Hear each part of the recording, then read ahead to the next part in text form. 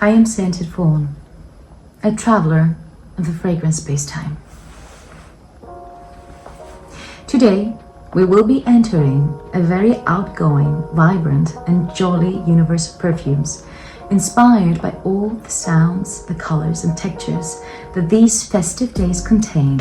We are talking about shimmer, crackle, jingle, flickering, popping, bubbles, textures like shiny wrapping paper, confetti, and glitter.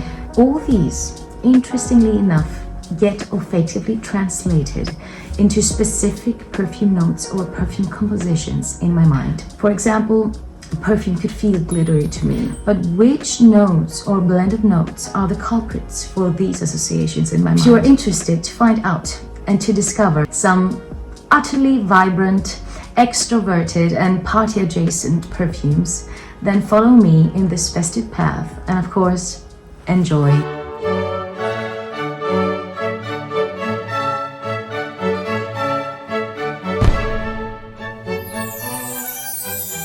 I'm sure you can recall that sound when you launch a confetti cannon, that popping sound and the burst of multiple colors in the air during a party or in general during a festive occasion. That multicolored popping aesthetic and party mood could not be better interpreted perfume-wise than with Pink Boa by Stéphane Humbert Lucas. This perfume has so many effective colors and alternations. It's very bright and almost kaleidoscopic. You know, if you look inside a kaleidoscope, you can see this alternation of shapes and colors. This is the sensation I get from this fragrance. Some very fizzy and effervescent fruits embrace a beautiful, minty, aromatic sparkle. Underneath all that, you can get a boozy quality, which gives it its night out aesthetic and attitude. It's bright and zesty. The strawberry is the most intense fruit for me. It feels almost like wild strawberries, a bit of blackcurrant underneath. I like that it's playful and easy and simultaneously complex, and I'm sure this is due to the aromatic notes, the basil and the rosemary, which act as a contrasting agent, intensifying the high-spirited facets of the red fruits with their more calming traits. It is marketed more as a summer fragrance, but I have to disagree. This is truly festive for me. It's very bright, colorful, party material, and I feel that it's very complemented by cold weather. I haven't tasted this perfume in terms of how many compliments it gets, because it's a new acquisition, but this is a spirited mood fixer, and I'm sure that it will also garner some compliments as well. It's Pink Boa by SHL. I love the bottle too. It's so beautiful. Think of this shiny and bright colored wrapping paper that covers delicious chocolate candies filled with fruit liquor, and the sound of this glimmering paper while you open the candy to reveal the most delicious sweet. And let Sweet Diamond by Kayali do its magic. I love this fragrance. It is truly festive, sweet and sparkling. There is definitely a gourmand feeling to my nose. I get something between a rose chocolate liquor and a chocolate truffle. And at the same time, there is this very interesting, piquant and playful and naughty pink pepper, which gives it its shiny, eye-catching festive sensation, the gift-bearing party extroverted aesthetic. There are no chocolate notes or cacao in this fragrance, but I definitely get a dark chocolate vibe, probably due to the discreet and velvety patchouli, and a bright, glossy pink attitude. The amber and rose combination creates a volutinous, candy-textured layer. Although rose is the most prominent note to my nose, I can still get a bit of that imposing lily and orchid. The floral accords in here are very chocolatey and creamy. I definitely suggest this as a party fragrance. It suggests an outgoing, exuberant, and still sexy and attractive intention. People have noticed this perfume whenever I have worn it and complimented me about this fragrance. So it has a very good projection, and it is at the same time pleasing for people around you. Sweet Diamond by Kayali.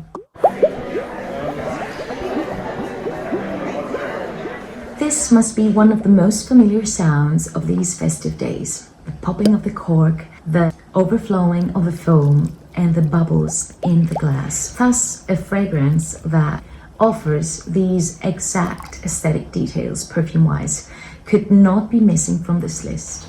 Red Berries Elixir by Les Sœurs de Noé. This is the sparkliest, bubbliest, and effervescent, sweet and fruity perfume I have ever encountered. It almost tickles your nose with its sprightly attitude. You will see the combination of red fruits like strawberry, red currant, barberry, cherry, and this is exactly what this perfume is. It is a vibrant fest of red fruit and bubbly sweetness. It is fizzy and champagne-like along the lines of Her by Burberry. But imagine all these aspects in exaggerations. I mean that in a good way. More intensity in red fruits, more brightness, more fizziness, more sweetness, more projection. For me, it represents effectively exactly that moment when the champagne gets freed from its bottle and is ready to fill the festive glittery glass. But we are not talking about a regular champagne, but a red fruit one. The atmosphere gets even more intense with the addition of the meringue note, which gives it a carbonated foam texture. I think the ambroxan, which is also an ingredient of this fragrance, also plays a part. This fragrance is very intense and it has a very good longevity. If you like perfumes like Baccarat Rouge by MFK, then you will definitely enjoy this firework of red fruits and joy. Red Berries Elixir by Les Sœurs de Noé. One of the most intriguing offerings by Jo Malone is this Christmas limited edition, in my opinion. Fur and Artemisia. Having read some reviews, I see that some people have a different opinion, mainly due to issues of longevity. But I have come to the conclusion that I do not always need my fragrances to be loud. I sometimes highly appreciate a quality cologne made with craftsmanship, and I can see the creativity behind this fragrance. To begin with, I find the packaging, which reminds me of a Christmas ornament, and the marketing being a Christmas limited edition very successful, because this perfume is truly Christmassy. See how well it fits with the Christmas tree. In the opening, I get a beautiful conifer aromatic breeze. Very natural. It feels like the wind coming from the mountain forest. But very soon this fragrance enters a very unique and intriguing gourmand territory, which you cannot foretell from the notes. This fragrance achieves a white chocolate, minty quality. I have seen some reviews mentioning chocolate, which is very interesting. Always maintaining the beautiful aromatic qualities of the fur and Artemisia. The leather note is not prominent at all on my skin. Imagine candy cane snapping that candy minty sensation along with beautiful everlasting greens. Imagine opening your door to listen to some Christmas carols, that cool aromatic wind that hits your face, which is even more intense because it comes in contrast with the warmth of your home. These are all qualities I get from this fragrance. It also has a jingly quality, if I could use that characterization. Combination of the fur and patchouli give it a sparkly, clangorous quality. It feels like it has sound, this fragrance, like jingle bells. It's a perfume fit for an aromatic festive dreamland. Fur and Artemisia by Jo Malone. This fragrance always brought me the grandiose, playful festivity of fireworks in mind. Flower Bomb Nectar by Viktor and Rolf. I think that the addition of gunpowder in here definitely plays a significant role in relation to the sensation I get. But the addition of benzoin with its deep warmth combined with that minty, sugary patchouli creates this bright spark and crackling sensation, which I find absolutely wonderful. Of course, the similarities with its precursor are quite obvious. It is this wonderful sugared floral patchouli fragrance which exudes playfulness and sensuality. If you ask me, I love both, but in the context of this festive theme, I would definitely pick this one because it's thicker, sweeter, smokier, more syrupy. The title says it all, nectar, and even more party night out appropriate. This fragrance also has glittery effect, which I truly love. It feels to me when I wear it like skin sprinkled with colorful, shimmery dust. What appropriate for these festive days. Flower Bomb Nectar by Viktor and Rolf, beloved fragrance of mine. We close with the shimmering masterpiece, which exudes sugary brightness and wintry golden sunshine. Exquisite by Atar Ahaz, a Turkish niche perfume house with many beautiful and high quality offerings. Look at this beautiful color, metallic blue. Imagine the shiniest and sweetest pink grapefruit quality, colored by icing sugar and all sorts of glazed candied fruits. This perfume is truly candied. It has a charming layer of caramel sugar on top of citruses, but also pears, maraschino cherries, and many different fruits. This perfume also has a dulce de leche note, which does not, interestingly enough, give it a milky quality rather than a smooth gliding effect. And combined with all the citruses, it creates one of the most wonderful shimmering effects.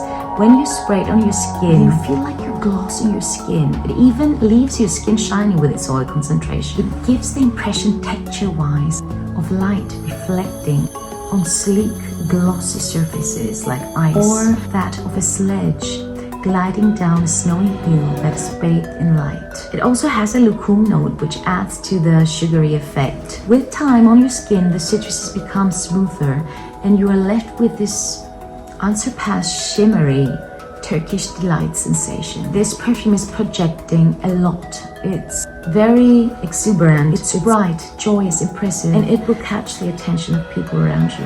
Exquisite by Atar Ahaz.